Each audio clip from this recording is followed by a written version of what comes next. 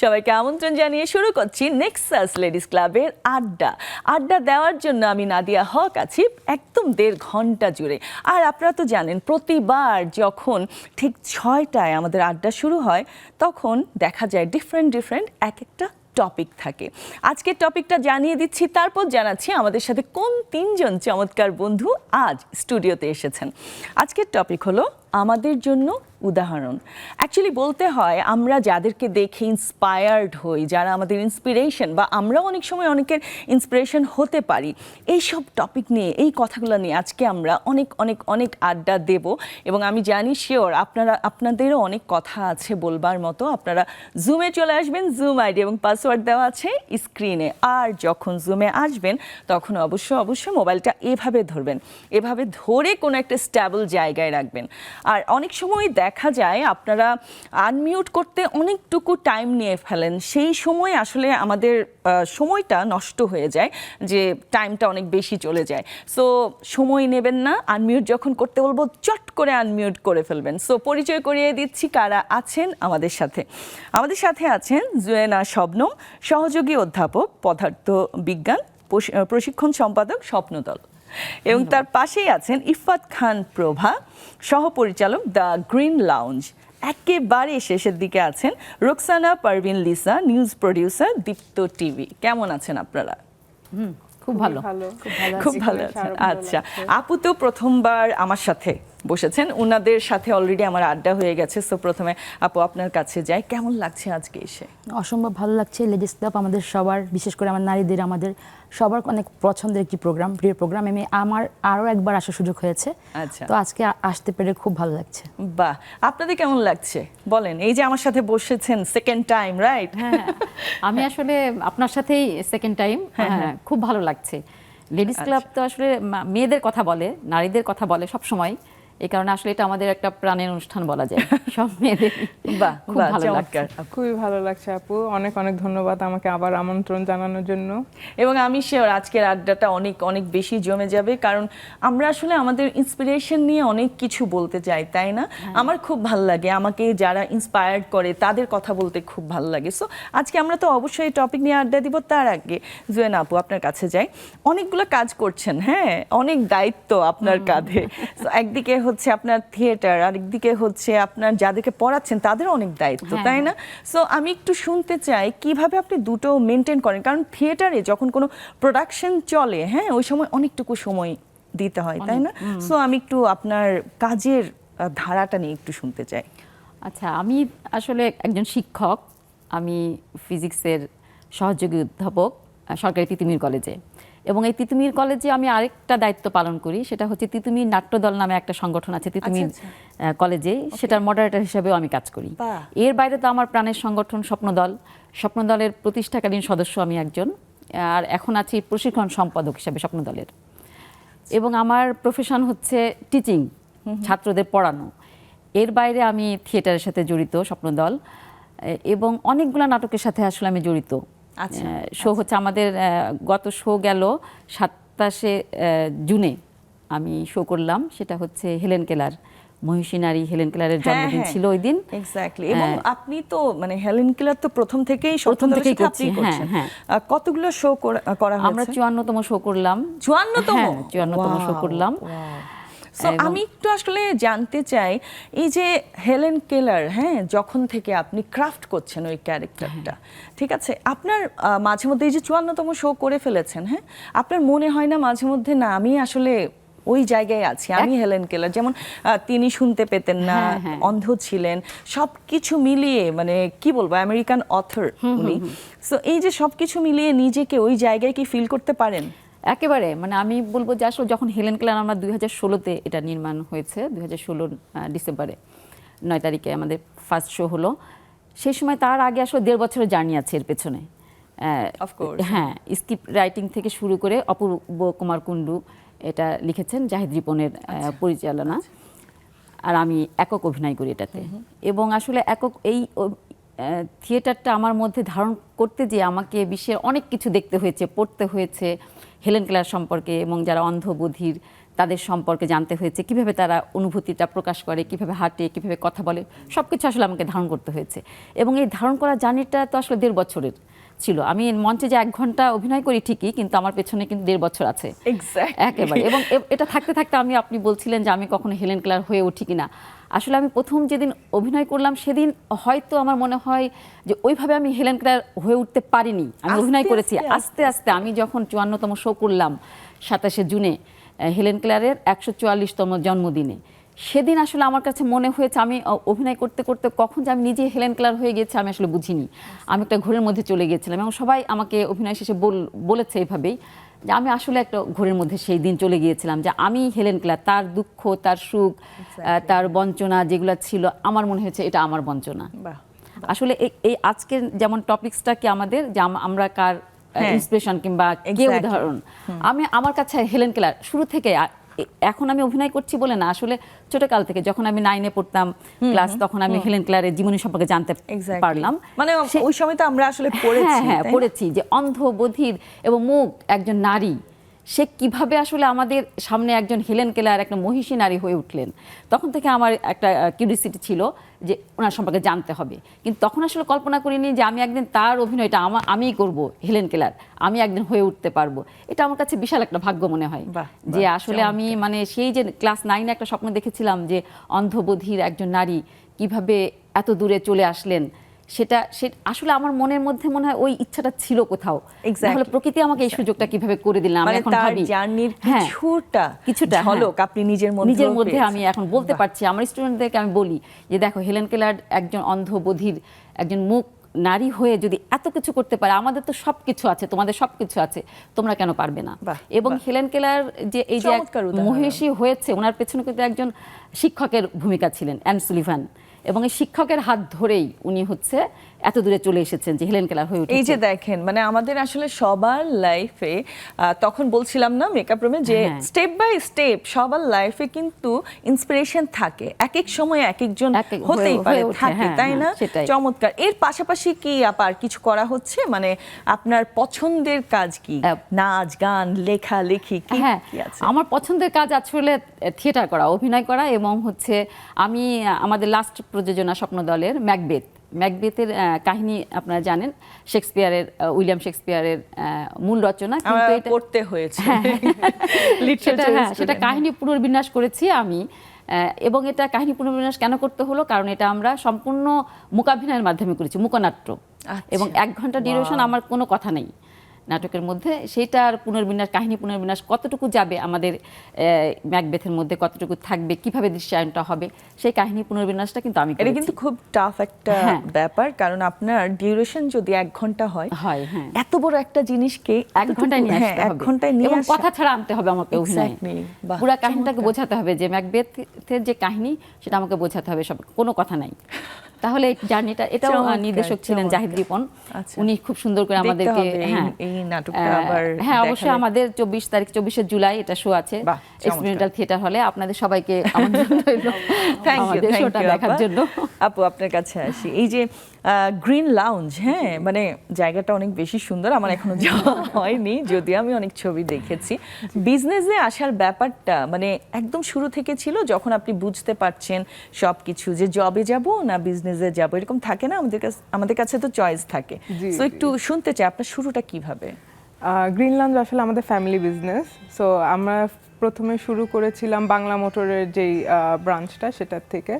তো আমরা ওখানে একটা খুব প্রকৃতির মাঝে, মানুষরা তো ওখানে যে একটা প্রকৃতির মাঝে ফিল করতে পারে, কারণ আমরা যখন ঢাকায় থাকি খুব মানে খুব আওয়াজ থাকে অনেক কিছু, তো মানে ওইটার বাদ দিয়ে মানে আমরা যাতে ফিল করতে পারি যে আমরা নেচারের মধ্যে আছি, তো সেই রকম একটা প্রকৃতির মাঝে আমরা একটা রেস্টুরেন্ট করেছি। আমাদের রেস্টুরেন্ট হওয়ার পরে আমাদের রেস্টুরেন্টের আদলে অনেকগুলো এরকম রুফটপ রেস্টুরেন্ট বানানো হয়েছে, যেটা প্রকৃতির মাঝে। আমাদের স্লোগান হচ্ছে কি নেচার প্লেটেড। এই যে আপনারা এই হচ্ছেন তাদের অনুপ্রেরণা, যারা স্টার্ট করেছে আপনাদের পরে। বলতে পারেন we are the pioneer of this business. তো আমাদের স্লোগান যেটা বলছিলাম নেচার প্লেটেড, মানে প্রকৃতিতে মোড়ানো। তো আমাদের ওখানে গেলে আমার মনে হয় মানুষ কিছুটা সময়ের জন্য ঢাকার ওই ইসের থেকে একটু দূরে একটা নীরব জায়গায় প্রকৃতির মাঝে থেকে ভালো একটা সময় কাটাতে পারে। একদম একদম। এর পাশাপাশি কি আর কিছু করা হচ্ছে? আমি এখন ব্যারিস্টার ট্রেনিং কোর্স করছি। বাহ, তো ইনশাল্লাহ ওইটাই আমার এইম হচ্ছে গিয়ে ব্যারিস্টার হওয়া। বাহ, চমৎকার। আর অবসর সময় কিভাবে কাটানো হয়, মানে নিজের জন্য সময় করে নিতে পারেন কিনা? হ্যাঁ, নিজের জন্য সময় করে নিতে হয়, ঘোরাঘুরি করি। আমার ট্রাভেলিং অনেক পছন্দ, তো আমি ট্রাভেল করতে অনেক পছন্দ করি, প্রায় ঘুরতে যাওয়া হয়। এছাড়া আমি ডকুমেন্টারিজ দেখি অনেক। তো ডকুমেন্টারি আমার দেখার উদ্দেশ্য শুধু সময় কাটানো সেটা না, আমার মনে হয় যে এগুলো থেকে আমি অনেক কিছু শিখতে পারি, অনেক নলেজ গ্যাদার করতে পারি এখান থেকে। Of course of course. তাহলে একটা নতুন ডকুমেন্টারি আসছে, দেখবেন নেটফ্লিক্সে, হিটলারকে নিয়ে। আচ্ছা, অবশ্যই দেখবো, অনেক খুবই ইন্টারেস্টিং। হ্যাঁ আপু, আপনার কাছে আসে এই যে টেলিভিশন জগতে, মানে একেবারে ক্যামেরার পেছনে হ্যাঁ কাজ করবেন, এইটা কি একদম মানে যখন থেকে আপনি বুঝতে পারছেন, হ্যাঁ আমি বলি ধরেন হাই স্কুল বা কলেজ, ওই সময় থেকে কি আপনার মনের মধ্যে ছিল, থাকে না সুপ্ত বাসনা বা কাউকে দেখে শেখা? আসলে একদমই না, মানে এরকম কোনো প্ল্যান বা চিন্তাই ছিল না। কিন্তু আমি ছোটবেলা থেকে খুব কাজ করতে পছন্দ করি, মানে আমি যতটুকুই মানে বুঝতে শিখেছি, আমার বসে থাকতে ভালো লাগতো না। আমি যেটাই পারছি, আঁকাকে করছি, গান শিখছি আমি। হ্যাঁ, যেটা প্রথম কথা হচ্ছে আমি আমার প্রডিউসার, যেহেতু আমি দীপ্ত টিভিতে অলরেডি বলেছেন, তো আমি এর পাশাপাশি আমি একজন সঙ্গীত শিল্পী বাংলাদেশ টেলিভিশনে। আজকে কিন্তু আমরা গান শুনবো, তাই না? হ্যাঁ, অবশ্যই, নিশ্চয়ই।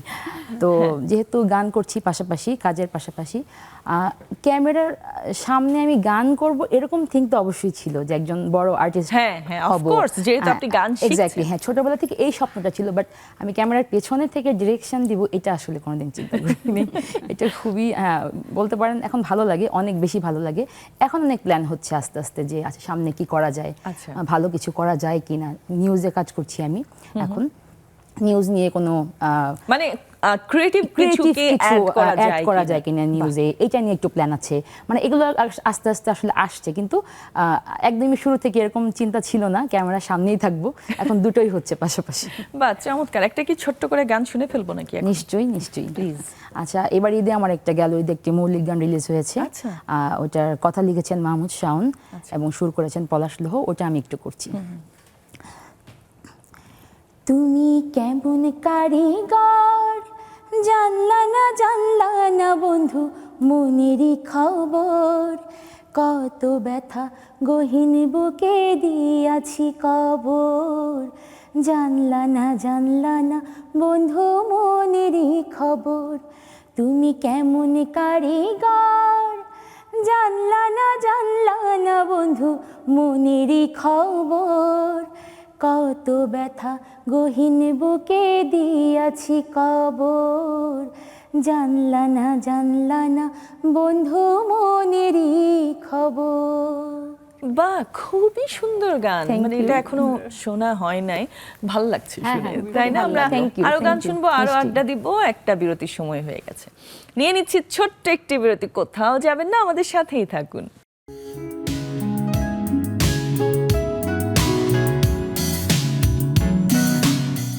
আবারও ফিরে এলাম নেক্সাস লেডিস ক্লাবের আড্ডায়। অলরেডি আমরা একটা সুন্দর ছোট্ট গান শুনে ফেলেছি, মানে একদম ছোট্ট করে শুনে ফেলেছি। আরও কিন্তু গান শুনবো। আপনারা যারা আমাদেরকে জয়েন করতে চান, জুমে তাড়াতাড়ি চলে আসুন, কারণ অনেক দেরি হয়ে গেলে না মানে কথা বলা যায় না। সো দেরি না করে তাড়াতাড়ি চলে আসুন। আচ্ছা আপু, আপনার কাছে আসি প্রথমে। এই যে আমরা তো অনেকজনকে আইডল মানি, তাই না? তাদেরকে দেখে আমরা অনুপ্রাণিত হই, সবারই এক একজন থাকে। সো আপনার এরকম কে আছে যাকে আপনি আইডল মানেন বিখ্যাত ব্যক্তিদের মধ্যে? আমার আসলে ছোটকাল থেকে যে আমি অভিনয় শিল্পী হব, এই বীজটাও মনে হয় আমার মধ্যে ছিল। এখন যেটা আমার ভাবলে আমার মনে হচ্ছে আসলে ছিল। যেমন আমি ফেরদৌসী মজুমদারের অভিনয় ছোটকাল থেকে যখন দেখেছি, তখন হচ্ছে আমি যদি এমন অভিনয় শিল্পী হতে পারতাম। আমি তেমন হতে পারিনি, কিন্তু আমি তো অভিনয়ে এসেছি। এটা আমার কাছে মনে হয় যে ওনার অভিনয়টা দেখেই মনে হয় ফার্স্ট আমার মনের মধ্যে এটা কখনো মানে হয়েছিল। আবার একটু আগে যে হেলেন ক্লারের কথা বললাম, এখন আপনি বলার পরে বসে বসে ভাবছিলাম যে আসলে আমি শিক্ষক হতে কি চেয়েছিলাম। হ্যাঁ, আমার মনে হচ্ছে হ্যাঁ আমি হতে চেয়েছিলাম। আমি যে হেলেন কেলার পড়েছি, পড়ে হেলেন ক্লারের জীবনে যে একজন শিক্ষকের কি ভূমিকা, অ্যান সুলিভান, আমার মনের মধ্যে এটা গাঁথা ছিল আসলে। আমি পরবর্তীতে যখন শিক্ষক হলাম আমার কাছে মনে হয়েছে তাহলে আমি আসলে শিক্ষক হওয়ার অনুপ্রেরণাটা কোথায় পেলাম, তাহলে অ্যান সুলিভানের কাছ থেকে। বাহ, আমি কিন্তু আসলেই এখন ভাবি যে আসলেই মনে হয় অ্যান সুলিভানের এই প্রচেষ্টাগুলো আমার মধ্যে মানে মনে গেঁথে গিয়েছিল বলে আমি শিক্ষকতায় পেশায় এসেছি। আমি কিন্তু ব্যাংকে চাকরি করেছি 3 বছর, সেই চাকরিটা ছেড়ে দিয়েছি। ছেড়ে আমার কাছে মনে হচ্ছে না ব্যাংকের চাকরি আমার জন্য না, ছেড়ে দিলাম। ছেড়ে দিয়ে আমি কিন্তু শিক্ষকতায় আসলাম। তখন শিক্ষকতায় আসার পর মনে হলো যে হ্যাঁ, যদিও সাবজেক্টটা this physics, is the right place. হ্যাঁ রাইট প্লেস, যদিও আমার ইচ্ছা ছিল আমি বাংলার টিচার হব, কিন্তু হয়ে গেলেন কিংবা পদার্থবিজ্ঞানের। হ্যাঁ। এখানে এসে আমার একটু গড়বড় হয়ে গিয়েছে যে আসলে পদার্থবিজ্ঞানের টিচার হয়তো মানে আমার মনের মধ্যে কিভাবে চলে আসলো, আইনস্টাইন দ্বারা হয়তো আমি প্রভাবিত হয়েছিলাম হতে পারে, কখনো, হ্যাঁ। মানে আইনস্টাইনকে দেখে যে পদার্থবিজ্ঞান পড়েছি, হ্যাঁ পদার্থবিজ্ঞানের টিচার হয়েছি। কিন্তু আমি শুধু আমার ক্লাসরুমে যে আমার স্টুডেন্টদের পদার্থবিজ্ঞানই পড়াই তা কিন্তু না, আমি কিন্তু ওদেরকে জীবনের শিক্ষাটাও দিতে চেষ্টা করি সবসময়। এটা খুব যে তোমাদেরকে পড়তে হবে পদার্থবিজ্ঞান, তো পড়তে হবে যেহেতু তোমরা ফিজিক্সের স্টুডেন্ট, কিন্তু এর বাইরে জীবনকে জানতে হবে, ভালো মানুষ হতে হবে, এবং জানার কোনো শেষ নাই। আমি ওদেরকে যেই জিজ্ঞাসা করি তোমরা কি মনীষীদের, অনেক মনীষীদের কথা জিজ্ঞেস করি, হেলেন কেলারও তার মধ্যে থাকে, এদের কথা জানো? ওরা যখন বলে যে না জানি না, আমার মনটা খুব খারাপ হয় যে আসলে তোমরা এদের জীবনী না জেনেই কিভাবে বড় হয়ে গেলে। হ্যাঁ। তা আমি অবশ্যই অ্যাডাল্ট স্টুডেন্টদের পাই, কারণ অনার্সের ভর্তি হওয়ার পরে আমি ওদেরকে পাই। আমার মনে হয় যে আমি ওদেরকে যেটা আসলে ছোটকাল থেকে পেতাম, আমি যদি প্রাইমারি শিক্ষক হতে পারতাম তাহলে মনে হয় আমার ওদের বেসটা তৈরি করা আরো ভালো হতো, আমি সুযোগ পেতাম আর কি। আসলে আমি যখন একজন অ্যাডাল্ট স্টুডেন্টকে পাই তাকে খুব বেশি মানসিক পরিবর্তন অনেক বেশি সে নিতে হয়তো পারে না, তারপরেও যতটুকু পারা হ্যাঁ, যায় চেষ্টা করে যাই যে শিক্ষক হিসাবে হ্যাঁ সমাজে আমার এই দায়বদ্ধতা আছে যে ওদের একটা দিক নির্দেশনা দেওয়া। আমি এর বাইরে আমি বলেছি যে আমি তিতুমি নাট্য দলের মডারেটর হিসাবে কাজ করি, ওখানেও এক ঝাঁক ছেলে মেয়েকে আমি পাই যারা হচ্ছে থিয়েটার করতে চাই। আমি তখন ওদেরকে দেখে আরো বেশি অনুপ্রাণিত হই যে এই ছাত্রগুলা এত কাজ বাদ রেখে থিয়েটারের মতো একটা কঠিন জিনিস কেন করতে আসছে। আমি বোঝার চেষ্টা করি যে আসলে কেন ওরা মানে থিয়েটারটা করতে যাচ্ছে। তখন আসলে হয়তো ওরাও কোনো না কোনো ভাবে অনুপ্রাণিত কারো কারো দ্বারা হয়তো অনুপ্রাণিত হয়ে এই লাইনে আমরা আসলে কখন কিভাবে কার দ্বারা অনুপ্রাণিত হয়ে যাব এটা আসলে আমাদের প্রথমে তো আর বুঝতে পারি না, তাই না? সো এরকম নিশ্চয়ই কেউ আপনার লাইফেও আছে বা ছিল যে যার দ্বারা আপনি গান গাইতে অনুপ্রাণিত হয়েছেন, যার কারণে হয়েছেন, তাই না? থাকে না এরকম অনেক কিছু? আমি জাস্ট একটা উদাহরণ দিলাম যে একটু শুনতে চাই। আসলে আমার মা অনেক দিন মানে চাকরি করতেন উনি, তো অনেক বছর উনি কাজ করেছেন, অলমোস্ট 20 বছর। তো মা টুকটাক মানে কাজের পাশাপাশি দেখতাম যে উনি বাসায় সময় দিচ্ছে, এটা ওটা করছে, আমাকে গান শেখানোর জন্য ট্রাই করছে।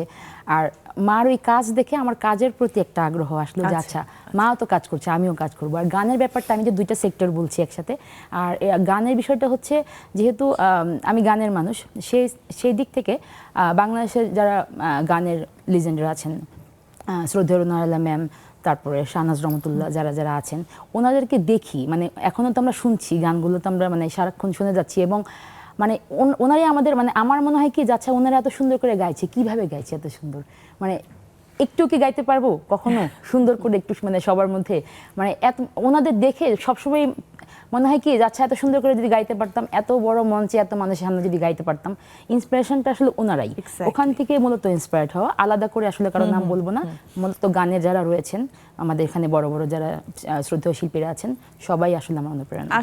আসলে মানে এই যে বলছেন যে বড় বড় স্টেজে কখনো গাইতে পারবো কিনা, মানে এত পজিটিভ ব্যাপারটা যে ওনাদের কাছ থেকে শিখে ওনাদের কাছ থেকে কিছু নিয়ে একটা পর্যায়ে পৌঁছানো, তাই না? আসলে মানে খুবই খুবই সুন্দর আমাদের কাছে যে আসলে একদম। আপু আপনার কাছ থেকেও জানতে চাই। আপু আমি আইনগত বিষয়ে যেহেতু পড়াশোনা করেছি, আমার মেইন ইন্সপিরেশন আমার নানা ভাই ছিলেন, সে অ্যাডভোকেট ছিলেন।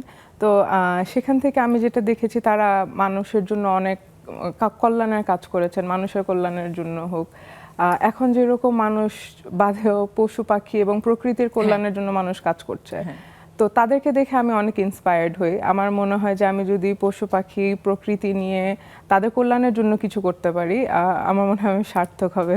বাহ, অবশ্যই। মানে আপনি যেভাবে ভাবছেন, জি। ওই যে আমাদের ভাবনাটা বলছিলেন না, মানে কোথায় বিশ্বাস করতে পারলে না আসলে করা চলে যায়। আসে। দেখবেন আপনি একসময় না একসময় ওনাদের মতোই হয়ে গেছেন, তাই না? আমি এটা বিশ্বাস করি। আচ্ছা আপা, এই যে আমরা তো বলছি আপনার ইন্সপিরেশন কে, হ্যাঁ, এরকম আপনি কখনো কারো কাছ থেকে শুনেছেন যে আপনি আমার ইন্সপিরেশন, এরকম কেউ এসে কি বলেছে কখনো? হ্যাঁ, এটা আসলে অনেকেই বলে, মানে থিয়েটারের ক্ষেত্রেই বিশেষ করে যখন নাট্যকর্মীরা, আমি একটা খুব ভালো একটা অভিনয় করলাম মঞ্চে, আসলে আমরা তো সরাসরি ফিডব্যাকটা পাই মঞ্চে যখন কাজ করি। কোন একটা ক্যারেক্টার আমি করছি, হয়তো সেদিন অভিনয়টা অনেক ভালো হয়েছে, একজন দর্শক এসে বলল, সে হয়তো নাট্যকর্মী ছিল, যে আপু আপনার এই অভিনয়টা দেখে আমি খুব ইন্সপায়ার্ড, আমি এমন করতে চাই।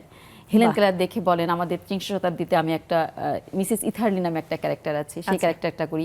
এই ক্যারেক্টারটা খুব টাচি একটা ক্যারেক্টার, একজন দ্বিতীয় বিশ্বযুদ্ধের একজন সৈনিকের বউ।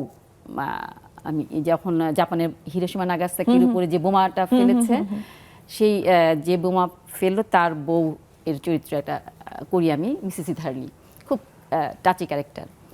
সেই ক্যারেক্টারটা করার সময় এই কথাটা আমি শুনেছি যে আমি এমন অভিনয় করতে চাই। আমি চিত্রাঙ্গদায় অভিনয় করি, চিত্রাঙ্গদায় আমি রূপান্তরিত চিত্রাঙ্গদাতে অভিনয় করি। যদিও মূল চিত্রাঙ্গদার থেকে রূপান্তরিত চিত্রাঙ্গদা যখন হয়ে যাচ্ছে, মানুষের একটা ওর প্রতি রাগ থাকে যে হচ্ছে মূল চিত্রাঙ্গদা বঞ্চিত, আর রূপান্তরিত চিত্রাঙ্গদা তো অনেক কিছু পেয়েছে, সবার রাগ কিন্তু ওর পরে। আমি একটা ভিলেন মোটামুটি মঞ্চের মধ্যে, কিন্তু তারপরে দেখা যাচ্ছে যে আমি যখন অভিনয় করি, অনেকে এসে তখন বলে যে আপু আপনার অভিনয়টা ভালো হয়েছে, এমন করতে চাই, আপনার মতো এই অভিনয়টা করতে চাই।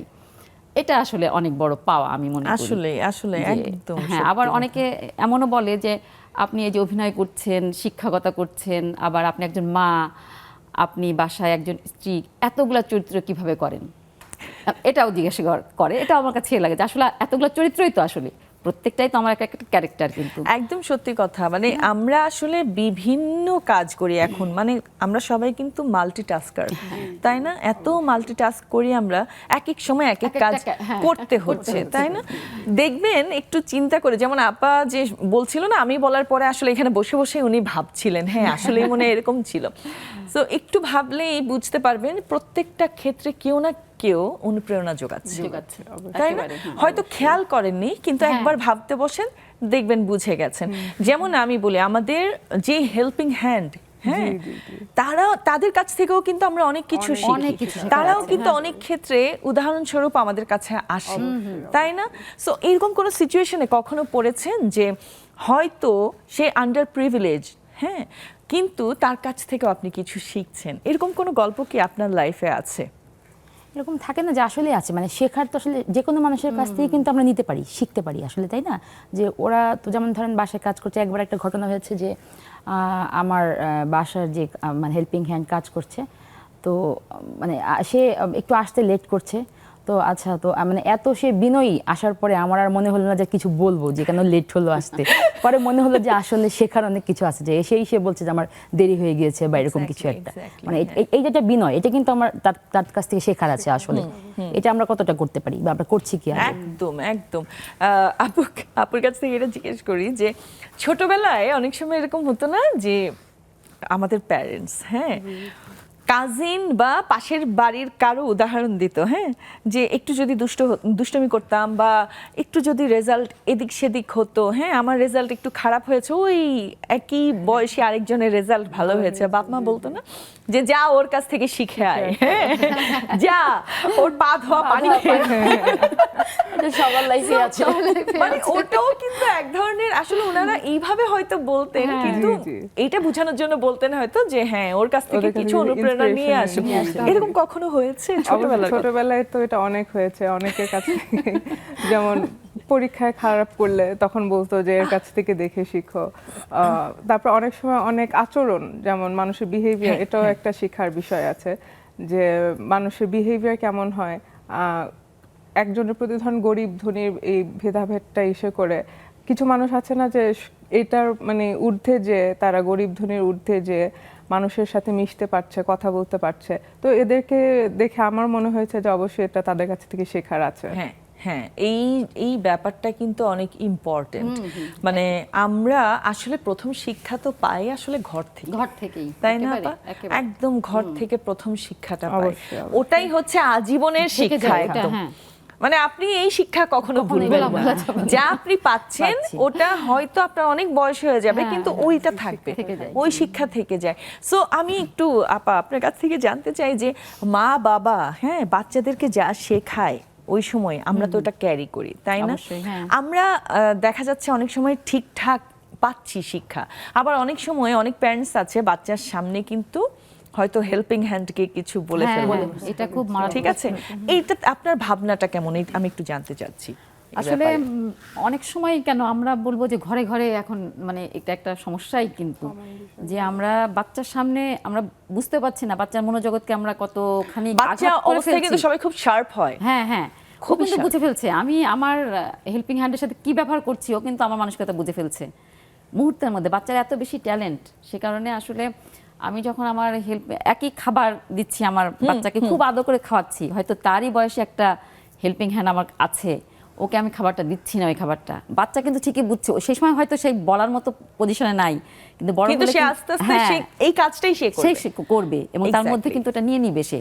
এবং তার মায়ের প্রতি শ্রদ্ধাবোধটা যদি কখনো কমে যায়, এই আচরণ ঘটনাগুলো থেকেই কিন্তু সে কমে যাবে।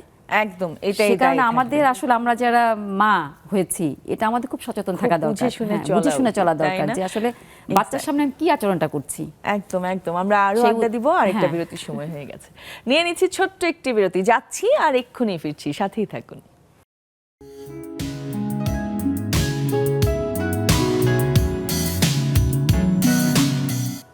আবারও ফিরে এলাম আমাদের আড্ডায়। আড্ডা অনেক জমে গেছে এবং আমরা অনেক কিছু আসলে জানতে পারছি। এরকম আড্ডায় আসলে অনেক কিছু শেখাও যায়, এক একজনের ভাবনা এক এক রকম হয়। আমার খুব ভালো লাগে এসব যখন শুনি।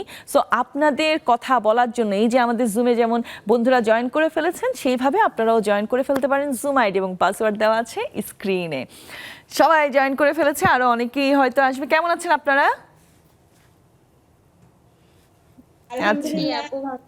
বাহ বাহ, চমৎকার চমৎকার।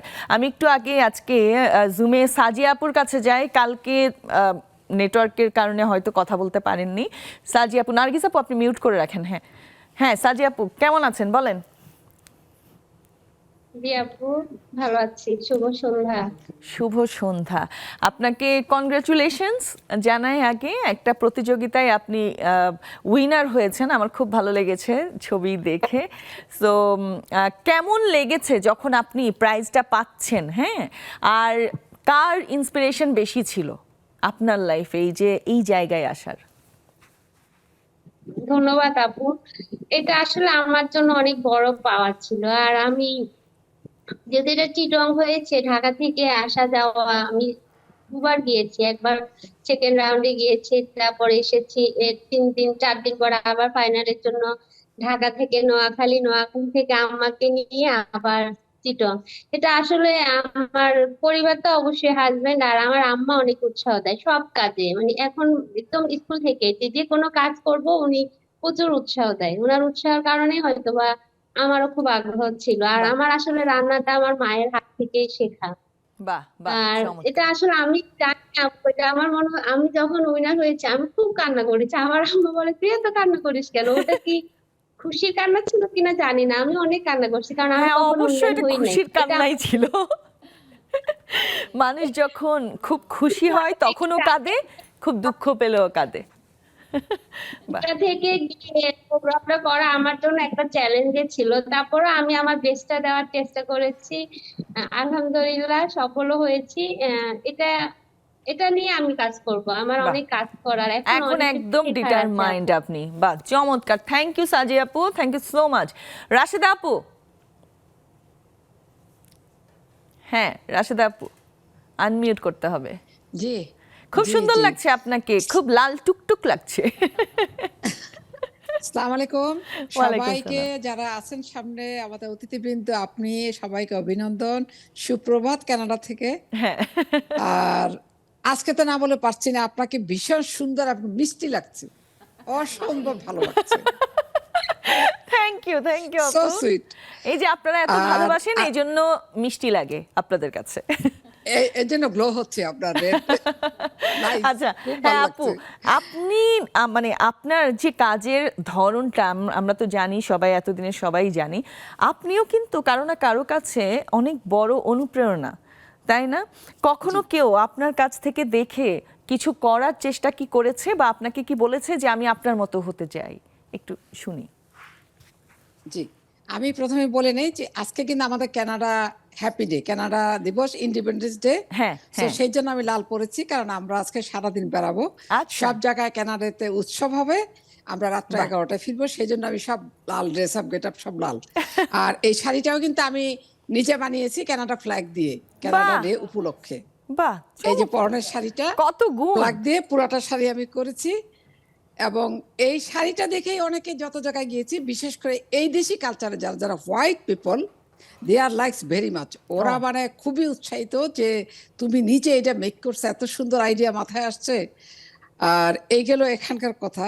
আর আরেকটা কথা আমার ভালো লাগছে যে এত বড় একটা অনুষ্ঠানে আপনারা আমাদের হেল্পিং হ্যান্ডের কথাটা মনে করেছেন। আমাদের সহযোগিতা যারা করে, যারা সাহায্যকারী সারাক্ষণ বাসায়, ওদের কথা স্মরণ করেছে। আমার খুবই ভালো লেগেছে। যে আসলে না বললেই নয়, আমি আপনাকে আগে মনে হয় বলেছিলাম যে আমি বড় হয়েছি একটু হিন্দু এলাকায়। তো আমার বাসার যে হেল্পিং হ্যান্ড 35 ইয়ার্স, ওরে সে বাবা! আমার সাথে আছে, সে কিন্তু হিন্দু।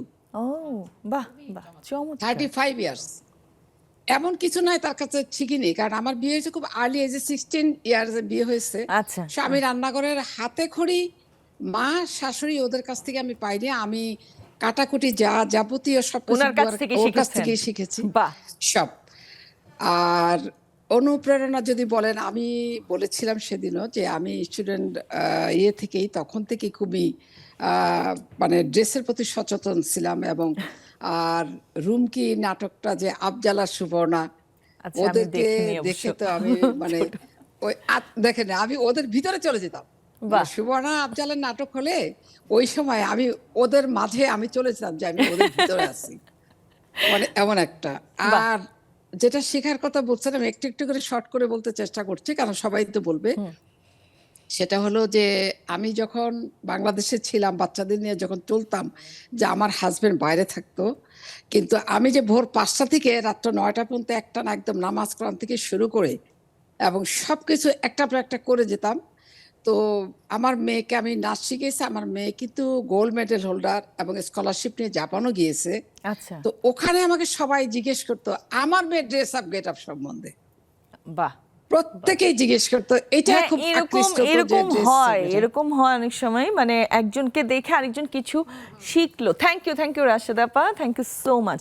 এরকম আসলেই হয়, তাই না? যে যেমন আমি নিজেই একটু ইউনিক ড্রেস আপ পছন্দ করি, আমার ডিজাইন, আমার এরকম। সো আমার কাছ থেকে দেখে অনেকে ইন্সপায়ার্ড হতেন, নিজে হয়তো আমাকে বলতেন যে কোত্থেকে নিয়েছি, একটু বানিয়ে দিতে বা পারবো কিনা।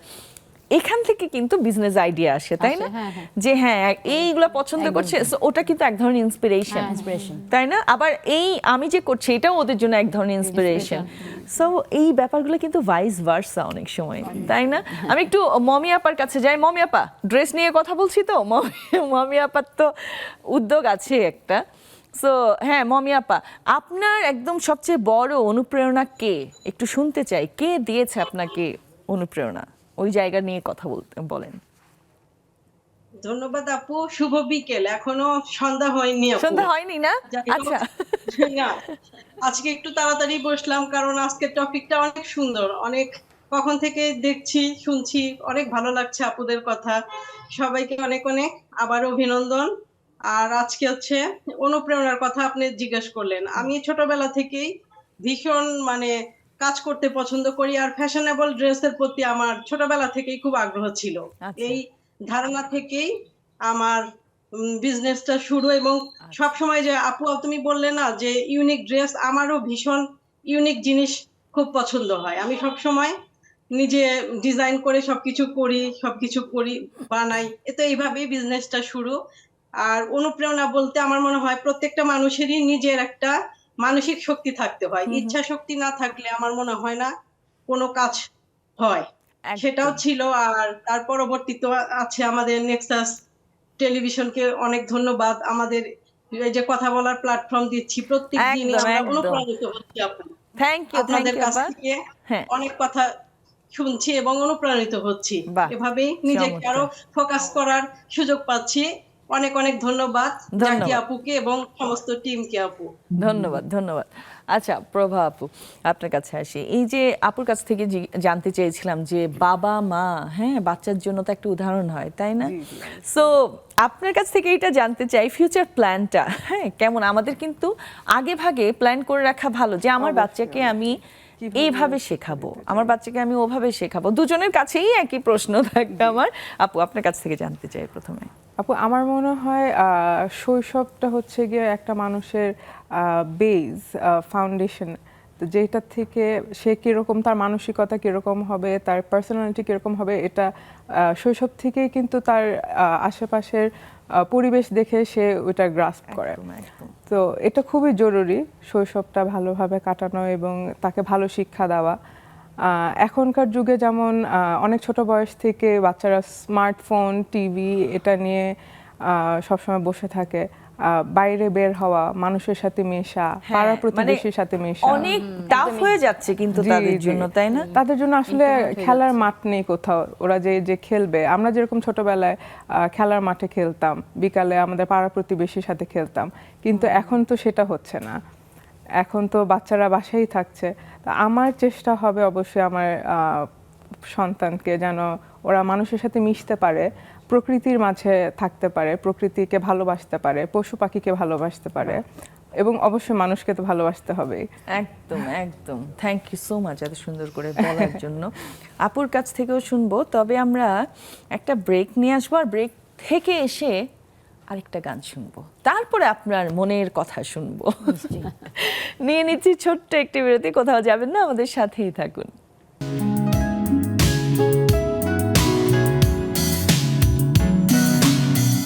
আবার আমন্ত্রণ নেক্সাস লেডিস ক্লাবের আড্ডায়। ব্রেকের আগে বলেছিলাম আরেকটা গান শুনবো, সো আপু হয়ে যাক। নিশ্চয়ই। আচ্ছা, এখন যে গানটি করছি এটা সবারই খুব পরিচিত গান।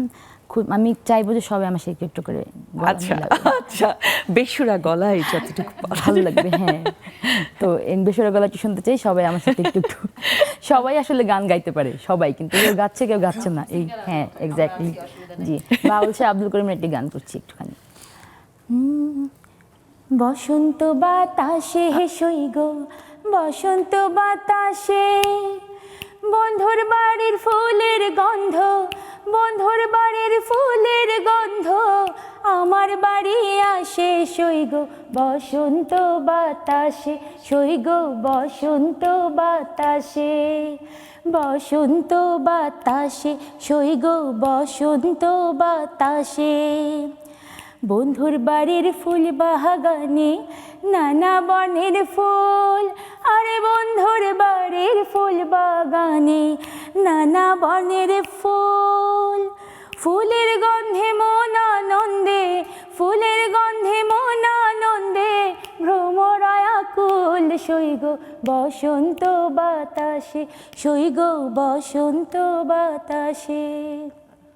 বসন্ত বাতাসে সই গো, বসন্ত বাতাসে বন্ধুর বাড়ির ফুলের গন্ধ, বন্ধুর বাড়ির ফুলের গন্ধ আমার বাড়ি আসে সই গো, বসন্ত বাতাসে সই গো, বসন্ত বাতাসে সই গো, বসন্ত বাতাসে। একদম মানে চাঙ্গা করে দিল। আরো এমনিতেই আড্ডা সেই রকম হচ্ছে, তার উপরে গান, এই গানটা সবার ফেভারিট, তাই না? মানে গাইলে কেমন যেন ভেতর থেকে উথাল পাথাল সৃষ্টি হয়। আচ্ছা, আপুর কাছ থেকেও জানতে চাই, আপনার তো রিসেন্টলি বিয়ে হলো, তাই না?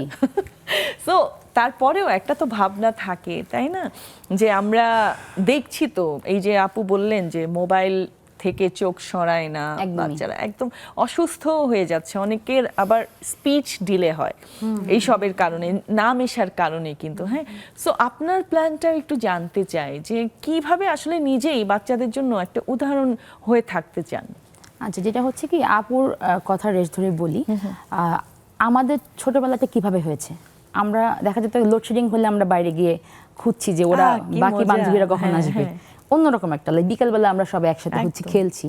এখন বাচ্চারা বিকেলবেলা দেখি মোবাইল দেখছে বা টিভিতে কোনো ইউটিউবে মানে কোনো কিছু ঘাটটা দেখছে, এখান থেকে ঘাটটা সবসময় উঠছে না। এরকমই থাকছে হ্যাঁ ওদের। তো ওদের কথা বলার মানে আরেকজনের সাথে মেশার টেন্ডেন্সিটা কম, প্রবণতাটা কম, গ্যাদারিংয়ে থাকতে পারে না, ভালো লাগে না, ঘরে থাকার ব্যাপারটাই বেশি। তো ওই যে আপুর কথাটাই বলছি আবারও যে মানুষের সাথে মেশার যে ব্যাপারটা এটা তৈরি করতে হবে। আর সাংস্কৃতিক মনে হয় আমার একটা স্পেশালিটি, আমি চিন্তা করি যে আচ্ছা এটা আমার একটা প্ল্যান যে এইটা অবশ্যই হ্যাঁ, কারণ পড়াশোনা তো অবশ্যই ফার্স্ট প্রায়োরিটি যে কোনো মানুষের জন্যই, বেবির জন্য। তো একটা বাচ্চা পড়াশোনার পাশাপাশি তার যদি মেধাটা যদি কাজে লাগায়, হোক ছবি আঁকা, হোক একটা ধরেন গান শেখা, নাচ শেখা, হোয়াটএভার, সে অভিনয় শেখাচ্ছে, যেটার প্রতি তার আগ্রহ আছে, তার ট্যালেন্টটা যেখানে, আমি সেখানে কাজে লাগানোর চেষ্টা করব।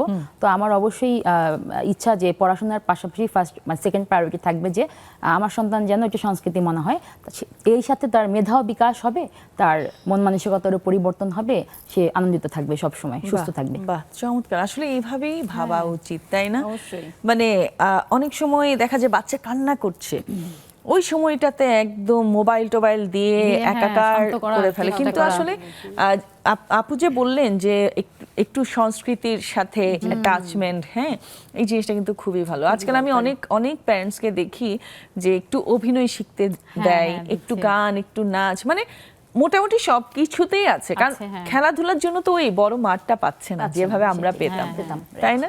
আমি আবারও একটু আমাদের জুমে চলে যাই। নার্গিস আপা, আসসালামু আলাইকুম। ওয়ালাইকুম আসসালাম আপা। আপনি বলেন যে আপনার কাছে হ্যাঁ সবচেয়ে বেশি ইন্সপিরেশন কে আসলে দিয়েছে আপনাকে? ইন্সপেক্টর যদি ছোটকাল থেকে কথা বলি তাহলে তো অবশ্যই মা। মায়ের ইন্সপিরেশনে তো আমার সবকিছুতে অ্যাটেন্ড করা, পুরস্কারও আল্লাহর রহমতে নিয়ে আসা।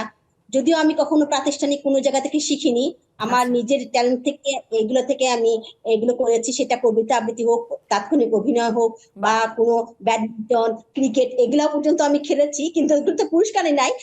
দৌড়ে আমার 100 মিটার দৌড়, রিলে দৌড়, এগুলোতে আমি পুরস্কার আনছি। হ্যাঁ, আর এগুলাতে আমার যেগুলো ছিল কবিতা আবৃত্তি বলেন, নাচ বলেন, এগুলা আমার ছিল তাৎক্ষণিক নাচ, গান বা অভিনয় করা, এগুলাতে আল্লাহর রহমতে সবসময় ফার্স্ট বা সেকেন্ড প্রাইজ আসতোই, ফার্স্ট প্রাইজই বেশি ছিল। বাহ। তারপরে যখন বড় হলাম, বিয়ে করলাম, বাচ্চা যখন আল্লাহর রহমতে আসলো, তাকে নিয়ে যখন আমি স্কুলে যাওয়া এবং নিজে এখন যখন টিচার হওয়া, সবগুলোতে যখন অ্যাটেন্ড করি বা বাচ্চাদেরকে আমি যখন শিখাই, সে যেটাই হোক, সেটা আমার কাছে কবিতা আবৃত্তি দিয়ে শুরু হোক আর হাতে লেখা থেকে শুরু হোক, সবসময় আমি ইন্সপায়ার তাদেরকে করি। কারণ এখন তো আমাকে ইন্সপায়ার দেওয়ার মতন কেউ নাই, শুধু স্বামী সন্তান ছাড়া। আর যারা পাড়ার প্রতিবেশী আছে বা যারা আমার বন্ধুরা আছে বা আমার আত্মীয় স্বজন আছে, তারা শুধু মনে করেন কমেন্টস পাস করতেই জানে, ভালো হলে বাবা বা, আর ভালো না হলে মানে অ্যাপ্রিসিয়েশন তো তাদের মধ্যে থেকে খুব কম আশা করা যায়। এখন নিজের অ্যাপ্রিসিয়েশনটাকে নিয়ে আসতে হবে, পরিবারকে ভালো করে রেখে ওদের কাছ থেকে ইন্সপিরেশন আমার নিতে হবে। আর আল্লাহর মধ্যে যাটুকু দিচ্ছি ওখান থেকে আমাকে মনে করতে হবে যে এটাই হচ্ছে ওদের কাছ থেকে, যে একদম, বাচ্চাদের কাছ থেকে একটা একদম। হচ্ছে মিস, আমি কিন্তু এই নেক্সট টাইমে এই আমার ক্লাসে কিন্তু আপনাদেরকে, আমি ক্লাস 3 থেকে পড়ে উঠতেছি, আপনি কিন্তু আমার 4-এ আমার টিচার হবেন। এই ইন্সপিরেশন গুলো যখন আমি পাই, তখন আমার মনে হয় যে আমি পেয়ে গেছি, আলহামদুলিল্লাহ। চমৎকার, thank you so much, thank you. Hasina আপা, হ্যাঁ হাসিনা আপা, আসসালামু আলাইকুম আপু, শুভ সন্ধ্যা সবাইকে বললাম। হ্যাঁ একটু জোরে কথা বলতে হবে। হাসিনা আপা, আজকে কি হয়েছে, খাওয়া দাওয়া করেন নাই? না, এই যে জোরেই তো বলতেছি। হ্যাঁ এখন ঠিক আছে, আমার এখন ঠিক আছে। বলো কি বলবো। আচ্ছা, ওই যে আপনার কাছে সবচেয়ে বড় ইন্সপিরেশন কে কাজের ক্ষেত্রে? অনেক ধন্যবাদ, অনেক সুন্দর একটা প্রশ্ন। আমি এটাতে একটু বলবো যে আমার ইন্সপিরেশনের মধ্যে সবচেয়ে আগে মনে হয় আমিই ছিলাম, কারণ আমার বাহ। ভিতরে আমার মধ্যে ছিল বলেই আমি এতটুকু আগাইতে পারছি। তবে সবার সহযোগিতা তো অবশ্যই ছিল, খুব সুন্দর কারণ ওইটা না বলেছেন, থাকলে তো আমি আগেই আগাইতে নিজে। পারতাম না আমার এই বিষয়টা নিয়ে। হ্যাঁ, এর মধ্যে আমার স্কুলের 2জন ম্যাডাম আছে, এখনো আমাকে অনেক মানে ওরা এখনো বলে যে তুমি আরো কিছু করো, আরো কিছু দেখতে চাই। এত ভালো লাগে যখন বলে যে সেই ছোট্ট মানুষটা স্কুলে বিয়ে হয়, তুমি কত আগাইছো, কত কিছু করছো, কত সুন্দর করে বাচ্চাগুলো মানুষ করলে। আমি তখন না আপাদের মুখের দিকে তাকাই থাকি, আমি বলি আপা আপনাদের দোয়ায়, আমি একা একা না, সবার ভরসায়, সহযোগিতায়, দোয়ায় আসলে এটা হচ্ছে ওই যে আপারা, বিশেষ করে আপারা যে আগের কিছু কথা বলে গেল না, যে বাইরে খেলতে যাওয়া, প্রাকৃতিক পরিবেশ, এটা একদম আমি মনে হয় কি চোখের মধ্যে ভাসতেছিল আপুরা যে বলতেছিল, ওই যে আমাদের বাড়ির নিচে ক্ষেত, বিকেল হলেই বৌচি খেলা, হাডুডু খেলা, তারপরে ওই যে গোল্লা শুট, এগুলা ইচিং বিচিং, এগুলো না মনে ইচিং পড়তেছিল আমার। এই বিচিং। যে বাচ্চাদের এই পরিবেশগুলো কিন্তু এখনকার বাচ্চারা পাই না। এই যে মোবাইল নিয়ে থাকে, আমি আমার ছোট ভাইকে বকা দিই যে মোবাইল দিবি ভালো কথা, কিন্তু মোবাইলে এমন জিনিসগুলো ডাউনলোড দিয়ে রাখছে এখনো, আমি বলার পরও তো বুঝতো না। ওই প্রথম বাচ্চা, ওই সরো সরেয়া, তারপরে হচ্ছে ছোট ছোট কবিতা, তারপরে 1 2 3 1 2 3 4, সুন্দর সুন্দর কবিতা, এরকম বাহ। ছোট ছোট জিনিস। বাহ। বাহ, ওরা এখন না ওইটা শুনে শুনে অনেক কিছু শিখে ফেলছে। 1.5 চার। বছরের বাচ্চাটাও বলে 1 2 4 3 ভুলে যায়। তো আমি খুব খুশি, আমি বলতেছি যে এরকম দিবি, হ্যাঁ মোবাইল দিবি প্রয়োজনে দরকার হলে, কিন্তু এরকম কিছু আসলে দেওয়া উচিত যেন বাচ্চারা কিছু শিখতে পারে। আর সময় পেলে তো অবশ্যই ঘুরতে যাওয়া উচিত বিকেলে বাচ্চাদের অবশ্যই নিয়ে একটু। অবশ্যই, এটা যারই একদম যেখানে সত্যি জায়গা কথা। থাকে। থ্যাংক ইউ আপা, ধন্যবাদ থ্যাংক আপু। You so much. জুয়েনা আপা, আমরা অনেক সময় দেখা যায় অনেকজনকে খুব কপি করার চেষ্টা করি। হুম? এটা হতে পারে যে পাশের দেশের কোনো সেলিব্রিটি, হ্যাঁ, বা নিজেদের দেশেরও আছে এরকম।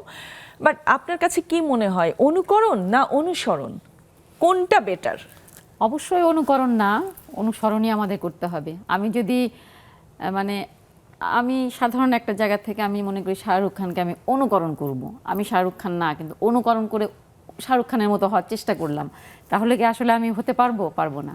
আমি শাহরুখ খানকে অনুসরণ করি, হ্যাঁ, তার স্ট্রাগলটা চিন্তা করি যে সে কোন স্ট্রাগল করে শাহরুখ খান হয়েছে, exactly. কিংবা অমিতাভ বচ্চন কোন স্ট্রাগল করে আজকে অমিতাভ বচ্চন হয়েছে।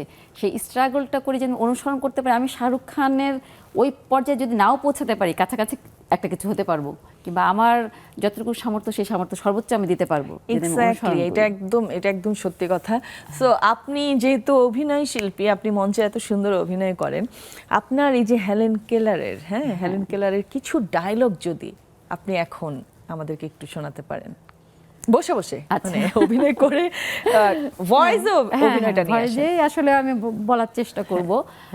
হেলেন কেলারের প্রেক্ষাপটটা আমি একটু বলি, যে আসলে আমি যে মনোড্রামাটা করি, 1 ঘন্টার একটা নাটক একাই করি মঞ্চের মধ্যে। সেখানে অনেকগুলা ক্যারেক্টার আসে, চার্লি চ্যাপলিন থেকে শুরু করে মার্ক টোয়েন, আইনস্টাইন, রবীন্দ্রনাথ ঠাকুর, এরকম অনেকগুলা ক্যারেক্টার আসে। সেই ক্যারেক্টারগুলোকে আমাকেও হয়ে উঠতে হয়, অনেক সময় সেই ক্যারেক্টারের কাছাকাছি যেতে হয়, ক্যারেক্টারকে হয়ে উঠে আমাকে অভিনয় করতে হয়। এবং আসলে হেলেন কেলার তো অন্ধবধির এবং মূক একজন নারী, তাহলে আসলে আমি কি ডায়লগ বলবো হেলেন কেলারের, এমন একটা প্রশ্ন কিন্তু আমি সবসময় দর্শকের কাছ থেকে পেয়ে থাকি। কিন্তু হেলেন কেলার অন্ধবধির এবং 19 মাস পর্যন্ত সে সুস্থ ছিল। 19 মাস বয়সে সে একটা দুরারোগ্য ব্যাধিতে আক্রান্ত হয়ে সম্পূর্ণ তার ক্ষমতাগুলো হারিয়ে যায়, যোগাযোগের ক্ষমতা, যেমন দেখা, শোনা, বলা। দেখা, শোনা, বলার ক্ষমতা যদি কারো না থাকে, তাহলে আসলে আর কি থাকলো, তাই না? ব্যাপারটা এমন।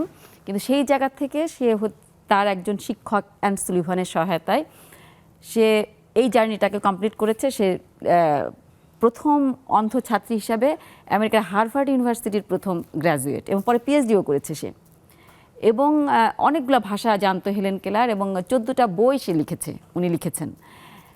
এখন হেলেন কেলার এই জার্নিটা তার মনোজগতে সম্পূর্ণ 1 ঘন্টার মধ্যে তার মনোজগতে ভাবনা হচ্ছে যে আমি এই যে ক্ষমতাগুলো অর্জন করলাম, আমি এত কিছু করলাম, এর পেছনে আমার অ্যান সুলিভান, তার যে টিচার অ্যান সুলিভান, তার প্রতি কৃতজ্ঞতা, পুরা নাটকটাই তার প্রতি কৃতজ্ঞতা, আমি অ্যান সুলিভানের প্রতি কৃতজ্ঞতা, শাহরুখী আসলে হেলেন কেলার। তা এই নাটকে আছে যে একটা দৃশ্যটা, এই দৃশ্যটা আমার কাছে খুব প্রিয় একটা, যেটা সে 13 বছর বয়সে লেখালেখি করতো। হেলেন কেলার লেখালেখি করছে, তার এক সময় তার বিরুদ্ধে অভিযোগ হলো সে কারো লেখা কপি করে লিখেছে, এবং তার বিরুদ্ধে বিচার বসলো, আদালতে তাকে নেওয়া হলো। আচ্ছা, নেওয়া হয়ে তাকে বিচার করা হলো যে তুমি এটা কপি করেছো, এবং সে হেলেন কেলার খুব মানসিকভাবে বিধ্বস্ত হয়ে গেল। সেই সময় সে লেখালেখি ছেড়ে দিল। সেই সময় অ্যান সুলিভান তার পাশে দাঁড়িয়েছিলেন। সেই জায়গাটা আমি একটু করার চেষ্টা করি, মানে আমি জাস্ট কণ্ঠেই করব, একটু জাস্ট যেহেতু করতে বলা হলো আর কি। হেলেন কেলার নাটকটি লিখেছেন অপূর্ব কুমার কুণ্ডু, নির্দেশনা দিয়েছেন জাহিদ রিপন, এবং মঞ্চে 1 ঘন্টা অভিনয় করি আমি, জুয়েনা শবনম।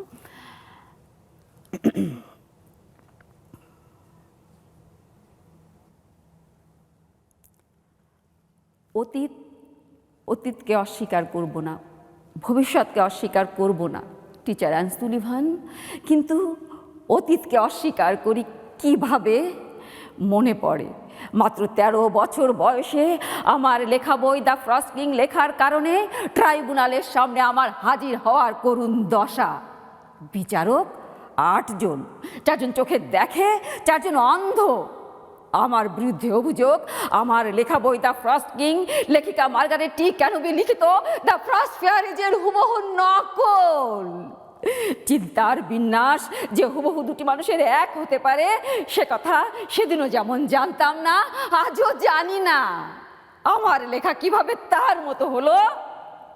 ট্রাইব্যুনালে আমাকে প্রশ্ন করা হলো, আপনি কি সাহিত্যে অনুরাগী? বললাম ইয়েস। সাহিত্য পড়ে কি আনন্দ পান? ইয়েস। মাঝে মাঝে সাহিত্য রচনা করতে কি ইচ্ছে হয়? ইয়েস। সমসাময়িক সাহিত্য কি আপনাকে প্রভাবিত করে? ইয়েস। তারপরও বলবেন ওই বই পড়ে অনুপ্রাণিত হয়ে আপনি লেখেননি?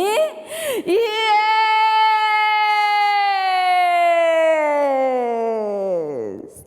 ট্রাইব্যুনালের রায় কি হয়েছিল তার আমি জানার অপেক্ষায় ছিলাম না। আচ্ছা আচ্ছা, কেউ কি কখনো আমাকে এই গল্পটা পড়ে শুনিয়েছিল? আমি জানি না, আমার মনে পড়ে না। কিন্তু কিন্তু আমি শুধু ভাবি মানুষ কিভাবে সময় সময় এত নির্মম হয়ে ওঠে। একটা 13 বছর বয়সের মেয়ে যে কিনা দেখতে অক্ষম, বলতে অক্ষম, শুনতে অক্ষম, সে তার নিয়তিকে মেনে নিয়ে কোনো না কোনোভাবে চেষ্টা করছে ঘুরে দাঁড়াতে, সেখানেও এত বড় বাধা। ট্রাইব্যুনালের মুখোমুখি লজ্জা, লজ্জা। বাহ বাহ, ধন্যবাদ। চমৎকার চমৎকার, খুবই সুন্দর। আমরা একটা বিরতি নিয়ে আসি, এখন বিরতি দরকার তাই না? নিয়ে নিচ্ছি ছোট্ট একটা বিরতি, কোথাও যাবেন না, আমাদের সাথেই থাকুন।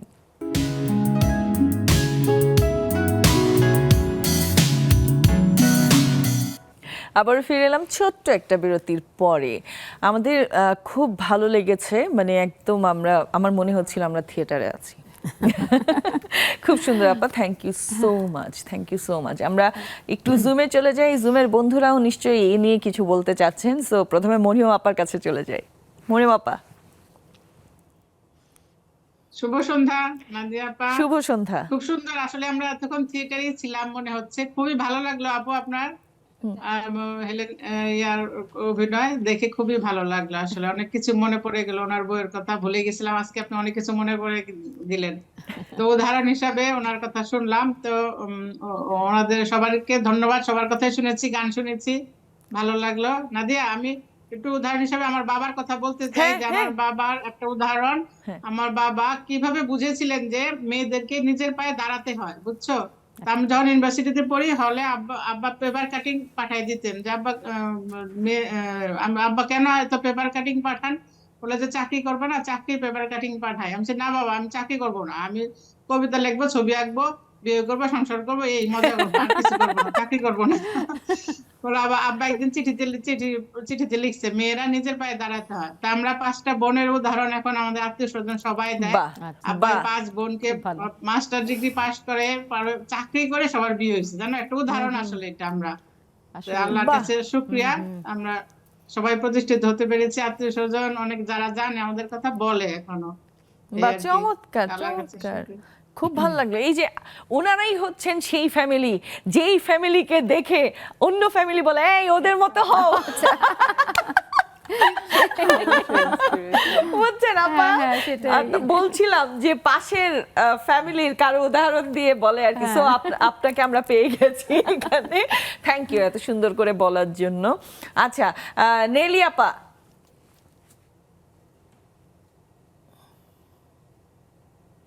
আসসালামু আলাইকুম, শুভ সন্ধ্যা সবাইকে। শুভ সন্ধ্যা। ওয়ালাইকুম আসসালাম। কেমন আছেন আপনি? আলহামদুলিল্লাহ ভালো আছি। বাহ, আপনি কাকে আপনার লাইফে এই যে উদাহরণ স্বরূপ নিয়েছেন বলেন তো, একটু শুনি। যদি উদাহরণ হয় তাহলে আমার মাকে, আমার মা আসলে বেশি দিন বাঁচেননি, খুব ছোটবেলায় মারা গেছেন আমাদের। তবে আমি যতটুকু জানি আমার মা একজন ভালো মানুষ ছিলেন, খুবই গোছালো একজন মানুষ ছিলেন আমার মা। ছেলে মেয়েদের মানুষ করার জন্য যতটা পরিশ্রম ওনার ছিল, তবে বেশ বেশ গোছালো, মানে অন্যকে সাহায্য করা, মানে মানুষের সবসময় বিপদে এগিয়ে আসা, সবকিছুই আমার মা ছিল অন্য একটা উদাহরণ। বাহ। এখনো আমার মার কথা কিন্তু মুখে মুখে মানুষের। তা আমি ওইটাই খুব চেষ্টা করতাম যে আমার মার মতো যদি হতে পারি, কিন্তু আমার মা বেশি দিন সময় পাননি, আমি ছোট থাকতেই মারা গেছে আমার মা। তো আমার মা খুব, যদি আরো সময় পেতেন হয়তো অনেক কিছু করে দিতে পারতেন, কিন্তু সেই সময়টা পাননি আমার মা। তা আমি চাইতাম যে আমি আমার মার মতোই যেন হতে পারি। বাহ, হতে পেরেছেন? চেষ্টা করছি, হয়তো পারবো না, ওনার মতো পারবো না, না, তবে হয়তো অবশ্যই চেষ্টা করছি। অবশ্যই পারবেন, অবশ্যই পারবেন। আর আমাদের সবার দোয়া আছে আপনার সাথে, সমস্যা নেই। Thank you so much. Ruma আপা অনেক আগে এসে টুক করে আবার চলে গেছে, আবার আসছেন, ভালো হয়েছে। হ্যাঁ রুমা আপা, কেমন আছেন আপনি? অনেকদিন পরে দেখলাম। আপু তুমি কেমন আছো? ভালো, একটু জোরে বলবেন, হ্যাঁ একটু ভয়েসটা একটু কম শোনা যাচ্ছে। তুমি কেমন আছো? হ্যাঁ খুব ভালো আছি, খুব ভালো আছি। আচ্ছা আপা, এই যে আমি কিন্তু সবার কাছ থেকে জিজ্ঞেস করছিলাম যে প্যারেন্টস হিসেবে আসলে সন্তানের জন্য ইন্সপিরেশন হওয়াটা অনেক বেশি জরুরি। হ্যাঁ, আপনার মেয়েকে তো প্রায় সময় আপনার সাথে দেখছি আমরা, আমাদেরই একটা অংশ হয়ে গেছে সে এখন। সো তার জন্য আপনি কিভাবে উদাহরণস্বরূপ দাঁড়াচ্ছেন? হ্যাঁ একটু যদি বলেন আপনি কি করছেন। শুভ সন্ধ্যা সবাইকে। আমি আমার মেয়েকে সবসময়, মানে এটা আমি সবাইকেই করি যে আমার মেয়ে প্রথমে একটা ভালো মানুষ হোক। ও হচ্ছে গরিবদের প্রতি বা আমার বাসায় যারা মানে কাজ করে তাদের হেল্পিং প্রতি সে হ্যান্ড, অনেক, হ্যাঁ। আমাদের দেখে দেখে হেল্পিং হ্যান্ড, ও অনেক কিছু শেখে। এবার আমি যদি কোনো কিছু মানে কাউকে দিই, তার মানে আমার বাবা যদি কিছু নিয়ে আসে, ও প্রথমে বলে মা আমার, মানে ও খালা নানি বলে আমার বাসায় যে কাজ করে, বলে খালা নানিকে দিলা না। আগে সবার আগে খালা নানি, মানে ওর খালার কথাই বলে, আমার হেল্পিং হ্যান্ডের কথাই বলে। আর ও সবাই বলে যে তোমাদের দেখি তোমাদের মতোই হয়েছে। ও তোমার, মানে আমার হাজবেন্ড আর আমার, ওর যদি কোনো আত্মীয় স্বজন আসে বলছো ঠিক বাবা আমার কার্বন কপি হয়েছে। আমরাও যেরকম আমাদের বাসায় কোনো কিছু হইলে আগে সবসময় মানে ডাউন লোকদের জন্য যেমন চিন্তা করি, আমার সেম আমাদের মতোই হচ্ছে ইনশাল্লাহ, আলহামদুলিল্লাহ। বাহ। ও চাইবো আমাদের মতোই হোক, মানে আমাদেরকেও সে অনুসরণ যা করার আমার বাবা মাকেই করুক, সে আর কাউকে করার দরকার নাই। সে যদি বাবা মাকে আমাদেরকে অনুসরণ করে ইনশাল্লাহ, মানে আল্লাহ, মানে লাখো কোটি শুকরিয়া হবো যে সে ভালো মানুষ হবে ইনশাল্লাহ। অবশ্যই অবশ্যই করবে এবং অবশ্যই সে ভালো মানুষ হয়ে উঠবে। Thank you so much. আমরা আবারও চলে আসি প্রভা আপু। আমি একটু আগে আপুকে জিজ্ঞেস করছিলাম, জয়না আপুকে, যে অনুকরণ না অনুসরণ। হ্যাঁ, যেমন মনে করেন আপনি যে ড্রেস আপ করে আছেন, হ্যাঁ অনেক সময় দেখা যাবে যে কেউ একজন আপনাকে দেখে করলো কিন্তু সে ক্যারি করতে পারছে না। হ্যাঁ, আমি খুব মানে নর্মাল পয়েন্ট অফ ভিউ থেকে বলছি, সে ক্যারি করতে পারছে না, কিন্তু আবার যদি সে আপনাকে অনুসরণ করে যে আপনার মতো করে একটু করতে চায় আর কি, হ্যাঁ অল্প, কপি না পুরোপুরি, সো সেইটা ভালো নাকি পুরোপুরি কপি করাটা ভালো? আপনি কি মনে করেন, মানে অনুকরণ না অনুসরণ? আমি আপুর সাথে একমত, অবশ্যই অনুকরণ করাটা আমার মনে হয় না এটা ঠিক। আমরা যদিও অনেক সময় সোশ্যাল মিডিয়াতে অথবা বিভিন্ন সেলিব্রিটিদের দেখে আমরা তাদেরকে অনুকরণ করতে চাই, তাদের মেকআপ, ড্রেস আপ, কিন্তু আমাদের এটা মাথায় রাখতে হবে যে এটা আমাদেরকে কতটুকু স্যুট করছে, আমাদের সাথে মানে মিলছে নাকি, আমাদের ওদের ফিগার যেরকম, ওদের মেকআপ, হেয়ার, তো ওটা তো আমাদের সাথে সবসময় মিলবে না। তো আমাদের সেই জিনিসটা মাথায় রেখে সেভাবে করে আমাদের চলা উচিত এবং অবশ্যই মার্জিতভাবে চলা উচিত। ওদেরটা আমরা যেমন ওদের ফিগার দেখে আমরা সবসময় এসে করি যে এরকমভাবে করতে হবে, কিন্তু ওরা যে স্ট্রিক্ট ডায়েটটা মেনটেন করে সেটা আমাদের জন্য মনে হয় না খুব হেলদি হবে। তো আমাদের সেটা মাথায় রাখতে হবে যে বডি টাইপ এক একজনের এক এক রকম, অবশ্যই অবশ্যই। তো আমাদের সবসময় এটা মাথায় রাখতে হবে যে এটা আমাকে কতটুকু মানাচ্ছে, আমাকে ভালো লাগছে কিনা, এটা মাথায় রেখে আমাদের সেইভাবে স্টাইলটা করা উচিত। একদম। আমি আপনার গ্রিন লাউঞ্জ নিয়ে একটু জানতে চাই। আমাদের তো সবসময় থাকে যে আমরা একটা কিছু বানাচ্ছি, সো আমরা কিছু রেফারেন্স কিন্তু নেই, বাইরের কোনো রেস্টুরেন্ট হোক, মানে আইডিয়া তো আমরা নিতেই পারি কোনো না কোনোখান থেকে। সো যখন এটা স্টার্ট করা হচ্ছিল, হ্যাঁ তখন নিশ্চয়ই কোথাও না কোথাও থেকে একটু আইডিয়া তো আসছে। আইডিয়া ক্লিক করেছে নিশ্চয়ই? সত্যি বলতে এটা একদমই আমাদের অরিজিনাল আইডিয়া ছিল, এটা আমরা কাউকে দেখে করিনি। আমাদের জাস্ট এই আইডিয়াটাই খুবই মাথায় ছিল যে আমরা যেন প্রকৃতির সাথে, প্রকৃতিতে মিশে একটা কিছু করতে পারি এরকম। আমরা কাউকে দেখে কাউকে অনুকরণ করে করিনি, কিন্তু যেটা বললাম এর আগে, আমাদের পরে অনেকে আমাদের রেস্টুরেন্টের ডিজাইনটা কপি করেছে, কপি বলবো না, ঠিক আমাদেরকে অনুসরণ করেছে। হ্যাঁ, মানে আপনাদেরকে অনুসরণ করছে, এই ব্যাপারটা আসলে খুব ইম্পর্টেন্ট। জি জি, এই যে অনুসরণ করে কিছু করলো এবং সেটা ভালো হয়েছে। জি জি। তো এইরকম উদাহরণ কিন্তু আসলেই সবার লাইফে থাকা উচিত, যেটা আপনারা পেয়ে গেছেন যে আপনাদেরকে অনুসরণ করে কেউ কিছু বানিয়েছে। থ্যাংক ইউ এত সুন্দর করে বলার জন্য। আপু, আপনার কাছ থেকে আমি সেম জিনিস জানতে চাই। ওই যে আপনি এখন একজন প্রোডিউসার, অনেক দিন ধরে, আমার মনে হয় 8 বছর না, 8 বছর ধরে করছেন। এখন আপনি নিজেই নিজের কনসেপ্ট চিন্তা করতে পারেন, নিজে কিছু বানানোর কথা চিন্তা করতে পারেন, কিন্তু ওই যে ইন্সপিরেশনটা, হ্যাঁ, কাউকে হুবহু কপি না করে যদি একটু রেফারেন্স নিয়ে নিজের একটু মিলিয়ে, ক্রিয়েটিভিটি মিলিয়ে যখন কোনো কিছু করার কথা ভাবেন, তখন কি এটা বেশি সুন্দর হয় নাকি কাউকে কপি করলে তারপরে সুন্দর হয়? অবশ্যই কপি করলে না, যেটা আমি বলবো যে দেখেন, একটা মানুষের এক একজনের সবারই আলাদা আলাদা গুণ আছে, বৈশিষ্ট্য আছে। একজনের একটা আরেকজনকে ভালো লাগবে, একজনের একটা ভালো গুণ আরেকজনকে আকর্ষণ করবে, ভালো লাগবে, এটাই স্বাভাবিক। তো আমি বলবো যে আমার নিজের কিছু ক্রিয়েটিভিটি তো অবশ্যই থাকবে, সেটা যে ক্ষেত্রে হোক, গানের ক্ষেত্রে হোক, কাজের ক্ষেত্রে হোক, তো আমার প্রডিউসিংয়ের ক্ষেত্রে হোক। তো আমি আমার নিজের মানে সত্তাটাকে, আমার নিজের কাজের জায়গাটাকে ধরে রেখে, আমার ক্রিয়েটিভিটির ব্যাপারটা যেটা, সেগুলো ক্রিয়েটিভ কাজগুলোকে ধরে রেখে আমি চাইবো যে আমার সিনিয়র বা আমার গুরুজন কি কি ভালো ভালো কাজ, ওনার কি কি স্পেশাল কাজগুলো আছে, ওখান থেকে আমি পিক করব। আমি ভালো কিছু ওখান থেকে রিসিভ করব, করে দুইটা একটা ব্লেন্ডিং হবে, তারপরে ভালো কিছু আসবে। বাহ বাহ, চমৎকার, খুব ভালো লাগলো শুনে। আমরা আরো আড্ডা দিব, আরো কয়েকজন আছে জুমে ওয়েট করছে, সবার সাথে কথা হবে। একটা ছোট্ট বিরতি নিয়ে আসি, নিয়ে নিচ্ছি ছোট্ট একটি বিরতি, কোথাও যাবেন না, আমাদের সাথেই থাকুন।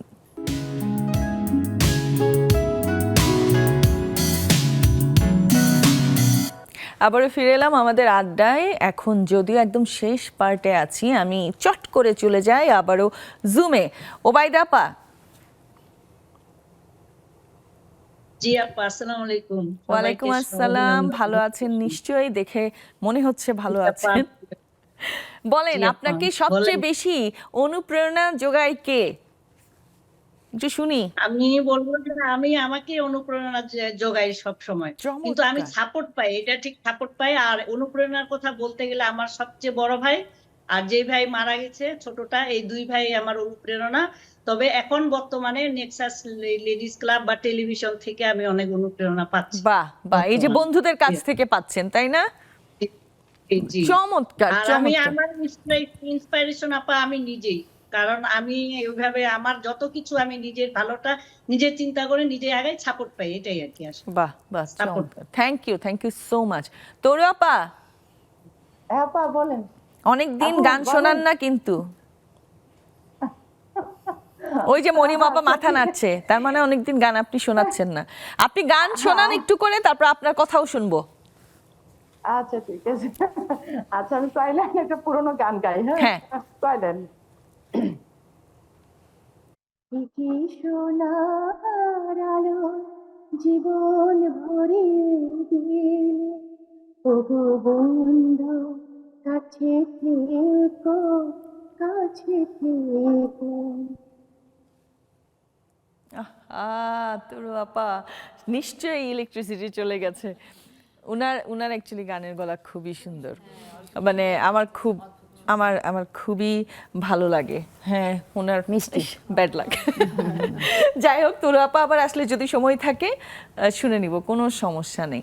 আচ্ছা আপা, এই যে আপনি যখন মানে অভিনয় শিল্পী তৈরি করেন আর কি, হ্যাঁ, আপনাদের তো ট্রেনিং দিতে হয় তাদেরকে। সো এরকম থাকে না অনেক সময় যে শুধুমাত্র আপনার অভিনয় দেখে তারপরে সে থিয়েটারে আসছে কাজ করার জন্য, এরকম নিশ্চয়ই আছে? হ্যাঁ হ্যাঁ, একটু একটু শুনি তাদের নামগুলো, যদি দু একজনের বলতে পারেন তারাও নিশ্চয়ই খুশি হবে, একটু শুনি। আমাদের সাথে একজন ছিল যে আমার হেলেন কেলার মনে হয় কয়বার দেখেছে, 10 বার দেখেছে। হেলেন কেলার 10 বার দেখেছে সে। আবার চিত্রাঙ্গদা নাটকটা দেখেছে 6 বার। এরকম বিভিন্ন নাটক সে দেখেছে। দেখার পর আমরা যখন প্রতি বছরই আমরা আমাদের গ্রুপ থেকে সদস্য আহ্বান করি, কর্মশালা করাই, সেই কর্মশালায় সে যোগ দিয়েছিল।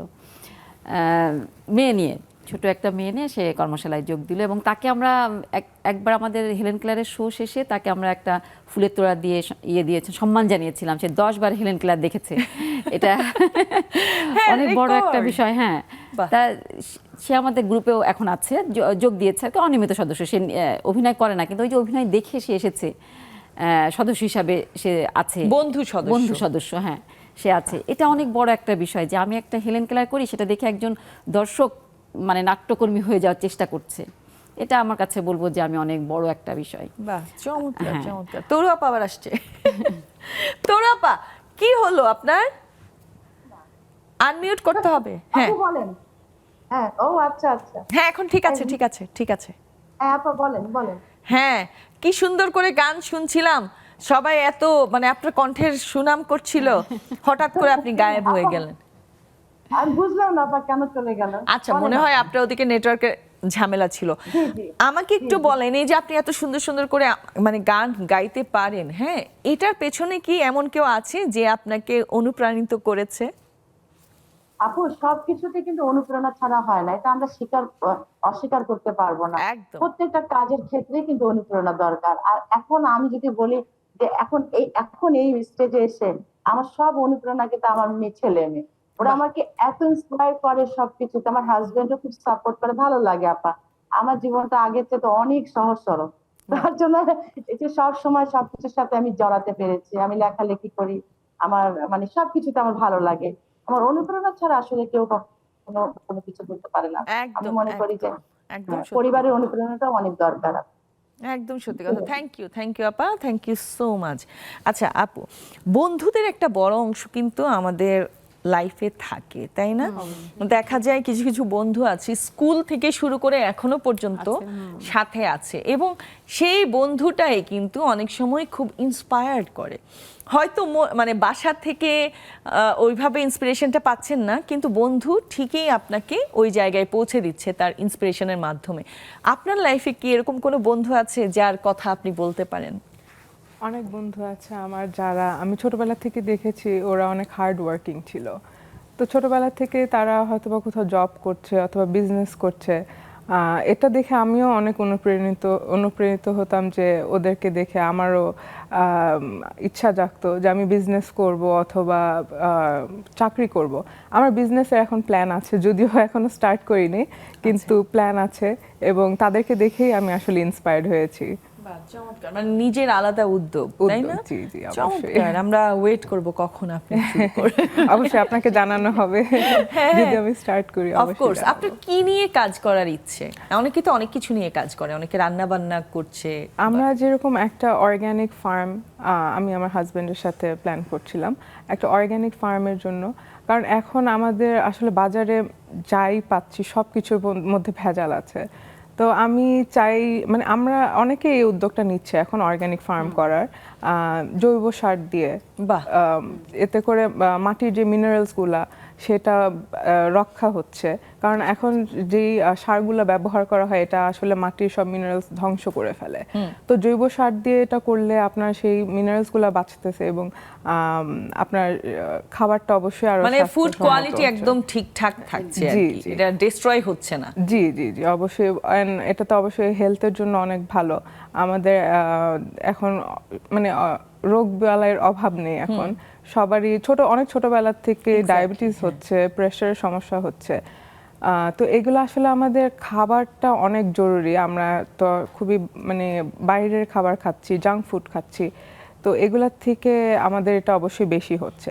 তো আমার যেটা মনে হয় যে অর্গানিক ফুড এটা হয়তো বা খেলে আমাদের অনেকটা সাহায্য করবে, আমাদের হেলথকে ভালো রাখতে। আমরা অবশ্য দিনে দিনে মানে অনেকেই আছে অর্গানিক ফুডের দিকে কিন্তু ঝুঁকছে, তাই না?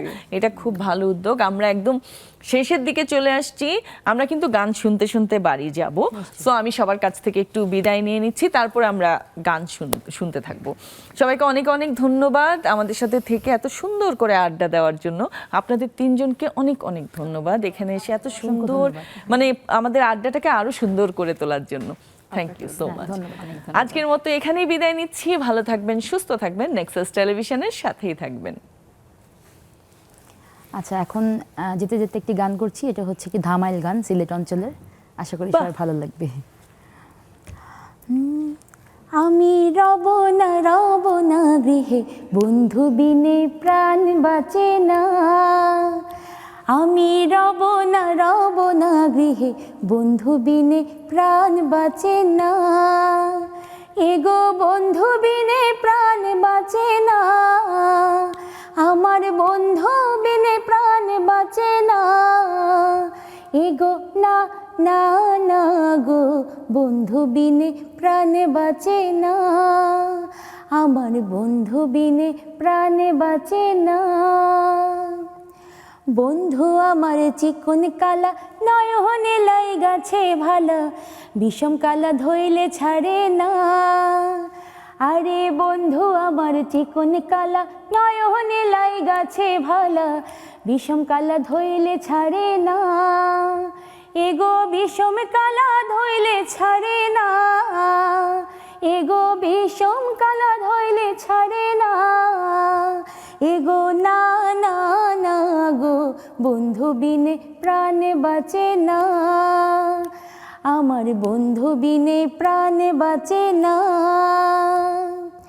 ঘরে আছে কুলবধূ, হস্তে লইয়া সরমধু, কি মধু খাওয়াইলো জানি না। এগো ঘরে আছে কুলবধূ, হস্তে লইয়া সরমধু, কি মধু খাওয়াইলো জানি না। এগো কি মধু খাওয়াইলো